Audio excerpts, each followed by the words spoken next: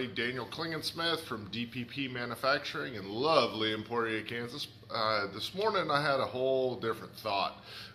We've been talking about different things, and a friend of mine brought up the subject of growth in your company and you know, how to get bigger and how to find customers and all that kind of stuff, which led me down a whole rabbit hole of thinking about, you know, how our company got to where it is today, and you know, does it need to be bigger? You know, that was the real question. You know, in this you know, country, we see these companies that grow to be giant, huge companies. You got the Apples of the world and Tesla and Ford Motor Company and all these huge billion dollar companies. And is that the goal? And more importantly, should it be the goal of what I'm trying to build with this company? You know, for me, no, it's not about building the largest company. And the reason's really simple, is because as a company grows, you tend to lose that caring about your employees. You tend to lose that which makes it yours, and you become this huge corporate entity. Nothing wrong with these giant corporations, don't get me wrong. They pay tons of money in, they do their job, they employ lots of people, they can be a great place to work. But the problem is, I don't think I could be the type of owner or the type of CEO who cares more about profit than I do the people. You know, don't get me wrong, I like money. I want to make lots of money. I want all my guys to make money. But if I reach a point that, you know, that dollar is more important than the people, I think I have lost something that makes me who I am. And that's a moral thing, you know, and it blurs the lines between the morals and reality. A company has no morals. A company's job is to turn a profit, you know, and people don't seem to understand that anymore. It's not a personal thing. If you get laid off, it's probably because either A, you weren't turning a profit for the company, or the company's losing money, so they're trying to cut costs. And most management knee-jerk reaction is to get rid of people, not find the root cause of the problem and find the solution to that problem. Friend I was talking to, you know, he's growing his company as we speak, you know, trying to get to be a bigger company to reach a certain point. His goal is to make X amount of dollars, and because of that, you know, his company will be able to support him and his wife in a good lifestyle. It's an awesome plan. It is. The question quickly becomes, how do you get to that point? You know, and that's a whole lot more complicated than it sounds. I mean, on paper, it's pretty easy. You know, if you're in the machining business, you look at what do one of these cost, you know, what kind of money do I have to invest? How fast can I get the return on that money? And then what's the profit margin for that machine running every hour? So, you know, if I'm making $30 an hour per machine, free and clear profit, and I want to make $300 an hour profit, well, I got to have 10 machines, right? Sounds simple, doesn't it? Well, unfortunately, it's not near that simple. Not only do you have the overhead, the operating cost, every time you add another piece of equipment, you're increasing your expenditure per machine, but decreasing the expenditures overall. You know, your management costs go down. It stays in the same building, you're dividing that building cost. So you gain efficiency in some ways, and you lose efficiency in other ways.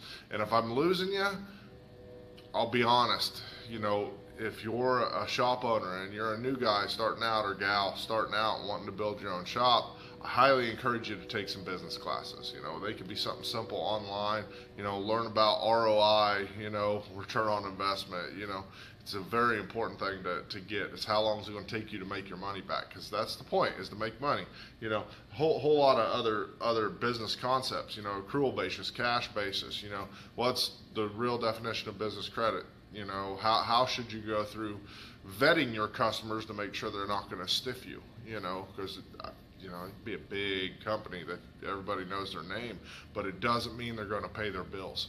So, you know, all of that is all the stuff that you got to learn about. And how are you going to deal with it when, you know, you have a customer that loses market share and they are not paying you on time? It's something I had to go through myself. When we were first starting, I had to fire what at that time was my biggest customer.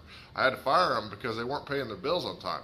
And I'm here to tell you, that was probably the hardest decision I ever made, was to fire a customer that was at that point like 80% of my business. It was the best thing I ever did, you know, because I can go fishing and not make any money. You know, my guys can, go play disc golf or go fishing or go drink scotch or whatever they want to do in their free time if we're not making money. That's just how it works, and that growth, starts with why. Why are you wanting to grow your company? Are you at a good point? Are you happy right now? Are you getting a paycheck every week where you're making a decent living and you're able to do fun stuff? We all want more money. Don't get me wrong. I'm going to buy one of those $1 billion Powerball tickets myself that's coming up because I wouldn't mind a little more. But I have plenty enough right now. I've got a roof over my head. My family's healthy. Got a little money in the bank. Life is good, Why do I want to grow? Is it just to increase the amount of money I take home every week? Awesome. Nothing wrong with that. That's beautiful thing. Is it so I can have the fanciest shop out there, and when I bring people in, is that the point? Because some customers, that's super important. There's some beautiful shops on here. I've never thought so much about how my shop works as what I have in the looks and as I have in the last couple years. There's nothing wrong with having those customers that really look hard at what does your shop look like. Nothing wrong with that at all. Myself, it's not that big of a thing in my business. It's important that we're professional. It's important that our shop is organized. It is important that things flow through good and we look like we can do what I know we can do. Is that the reason you're wanting to spend money to redo your offices and increase those processes? I don't know. Those are all questions you have to ask. But what I can do is give a few suggestions that I've learned over the years of ways to grow, ways to source out customers. The first thing you got to do is determine what your core competency is. What is the thing that differentiates you from every other shop out there? See the machines back there? Anybody can buy those machines. I got a whole pile of machines around this building. Anybody can buy all this stuff. Is it the skill level of my people that makes me more apt to do one thing or the other? My guys have a very unique skill set, between the field machining and what we can build in the shop. And is that my differentiator?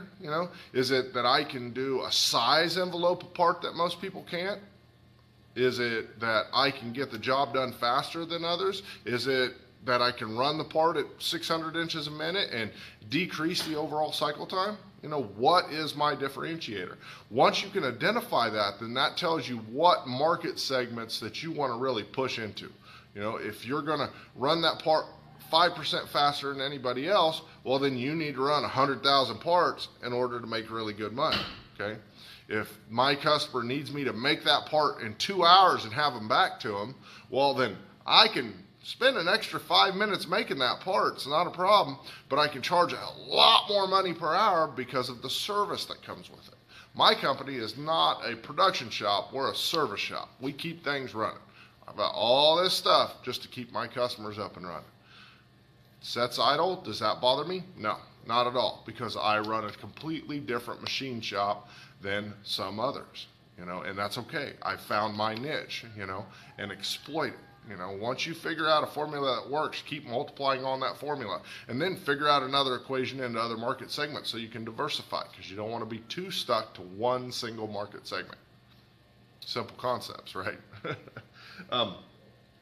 One of the other things that's really hard for people to think about is, how am I going to transfer skills to employees? A lot of us shop owners, we come out of the shop. We're machinists. I'm a machinist. I can single point. I can do a double start thread on that old manual lathe over there. I can make this thing dance. Most everything I can make dance. Great at doing that. That doesn't mean I'm a good boss. So that doesn't mean I'm a good leader. That doesn't mean I'm a good business owner. Those are all completely different things. Just because I can make parts doesn't mean I understand the whole scope that comes along with that. And when I first started, I didn't understand the business side of things at all. I learned most of it the hard way, a lot of it through really bad choices. There's a old Gescholt, the guy I trained under, a little bitty fella, mean old guy. He was that old school machinist. I think he was making stuff for the Nazis back in the day. He was just mean. But this old guy used to talk about his checkbook micrometer. And everything I did, he'd tell me, what was the measurement. And he wasn't talking about the size of the part. He was talking about, did we make money or did we lose money? And I didn't understand that for a long, long time, because it is about making money and losing money. You can only lose money for so long before the doors get closed, and all these employees that are counting on you, they get to go home and they don't get no paychecks no more. And that ain't no good for anybody. We want to keep everything going. As I've sat here and rambled on about this, I hope this is all kind of making sense to everybody. Hopefully I didn't forget anything. I'm a big list guy. It's kind of how I run my businesses, with lists. What is your goal and where do you want to go? The other big thing is how to do that. There's two big methodologies there. You can grow through debt or you can grow through cash. Okay, nothing wrong with both. We've been through the period where we grew through debt, and it was one of the rougher periods as us as a company, because we had a bunch of financed equipment and all this kind of stuff, and had this big payment every month we had to make. So we had to do X amount of business just to break even. And then after making those payments, then we had employees to pay, we had insurance to pay, all that kind of stuff. So it puts a whole lot of extra stress when you've got payments that you've got to make. Sometimes it's unavoidable. Sometimes when you get going, you've got to borrow some money to make things happen. You got to buy that first machine, or add on to another machine. But you got to be very careful about it, because most of these shops you see that are in these auctions and all this equipment being sold, more often than not, it's not because of bad quality or bad equipment. It's because the folks running the place didn't keep enough cash in the bank to deal with the downturn. They didn't have enough liquid assets to be able to make a shift when a market segment changed, and they lost that big customer of whatever industry that it happens to be in. So if you take those same people, with extra cash, well, then that gives them the time to make a pivot. My company's changed immensely over the years. When I first started out, I was, on bids and all that kind of stuff, bidding for this part and that part and all this kind of stuff. And now we're in a totally different market. We do totally different stuff. Why? Because that market dried up, so I pivoted into another market. And that's an important skill in business, is to be able to see where do you got to go and how can you get there. And when you hit a wall, back up and go, okay, now hit the wall again. Let's move over and try something different.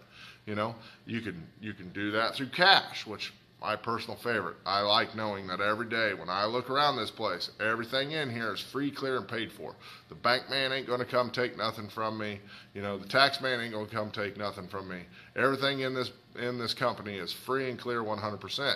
And I sleep a lot better at night. And has that forced us at time to not grow as fast as we possibly could have? Yes. Yes, it's strategic growth, and growth according to something faintly resembling a plan. What's right for you? Kind of depends on your tolerance. I know shop owners that'll go out and they'll, borrow and fill a building full of brand new, fanciest equipment that you can find, and they'll get at it, and they got this market segment they're going into, and they push really hard, and that company runs like heck for, 3 or 4 years, 5 years, and you see it a lot of time in some of the big boom industries, that next thing you know, all that work's left, and the finance companies come and taking their stuff, but is that for me? No. Is that for you? That's up to you. There's mitigating risk. So as I've thought about all this stuff in the last 24 hours, have I made some bad mistakes in how we've grown our company? Absolutely. I'd say probably the biggest mistake I made was not hiring enough staff quick enough, and if I could do it now, that'd be the first thing I'd change, is I'd start hiring people sooner and hire the right people and not be afraid to pay them. I was worried about, well, what if I got to lay this person off 3 months from now? The heck with that, man. This industry, we've done one layoff in all these years, and that was in 2008, and that was when we were pivoting, and we didn't come in and pink slip people. We just let them know, hey, things are getting slow. You guys need to start looking for another job. Be fair to your employees, and they'll take care of you. Richard Branson says that pretty well.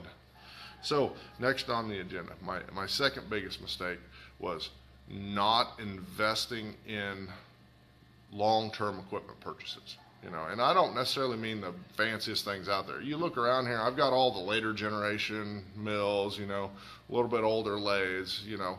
Why do I have that stuff? It's because I've spent the time to do the math on the ROI. If my machine was running 24 hours a day, 7 days a week, would I have that machine there? Probably not. But it's not. My machines will set idle. When they set idle, they're not generating me revenue. It makes no sense to have a big payment on it. Okay?